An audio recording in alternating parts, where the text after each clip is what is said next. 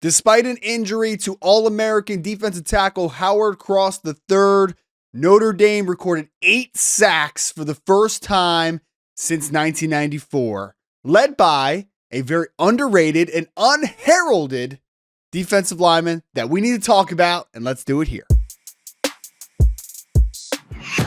Ryan Roberts, A to Z Sports, fresh off of a huge 52-3 victory for the Notre Dame Fighting Irish over the Florida State Seminoles, a game that I was there in person to look at a stellar performance from the defense, who got off to a slightly slow start. It was a little bit of a anxious first quarter, but Notre Dame ended up obviously only letting out 3 points in the entirety of the football game against a very struggling Seminole defense and recorded 8 sacks, the most that they have recorded in a football game since Michigan State in 1994.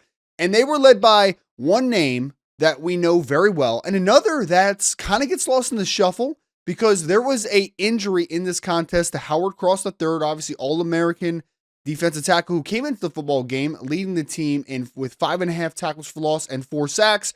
It was announced after the game that he was dealing with what sounds like a minor ankle injury. So exhale for a second, Notre Dame fans. It sounds like we don't have to be overly concerned with Howard Cross returning sometime this season, but it was almost poetic to watch his counterpart inside, Rylie Mills, dominate this football game. It was the very same series that he got injured. We had 2 sacks in one series for Rylie Mills. He ended the day with 5 total tackles, 3 tackles for loss, 3 sacks. He now leads the team in 2024 with 6 sacks on the season, which is an excellent number for a defensive tackle, for one, but for a defensive tackle that got off to a slow start. Rylie Mills was not great through the first 3 to 4 games of this season, but he has collectively gotten better and better each week and down the stretch.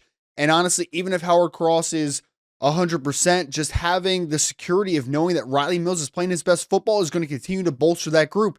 But he was not the only dominant defensive lineman in this contest. We saw the person who took Howard Cross's snaps and took his place and played a higher volume of snaps, junior Donovan Hines showed up. And obviously the Hines name is very familiar to Irish fans. Kurt Hinish obviously still playing NFL for the Houston Texans, a very good football player for Notre Dame for several years, a 4-year player for Notre Dame.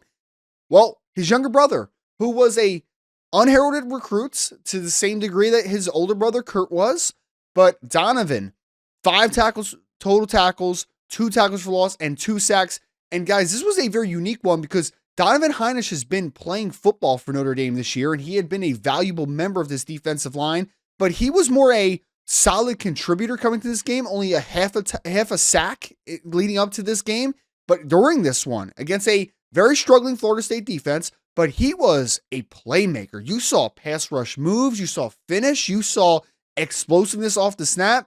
I don't want to ever call an injury a potential blessing in disguise, but with Howard Cross seemingly just having a minor injury, could this have been a game for a foundational performance for Donovan Hines to now create even more dominant interior defensive line? With the injuries to Jordan Botelho and Boubacar Traore obviously out, there was questions of where's the pass rush going to come from? Well, folks, the interior is where it came from against Florida State. Donovan Hines breakouts, Rylie Mills taking his game to the next level. A lot of great things for this 8-sack performance for the Notre Dame defense. Folks, as always, whether you were there or you weren't, whether you're with me or you weren't in this football game, you know the deal. As always, go Irish.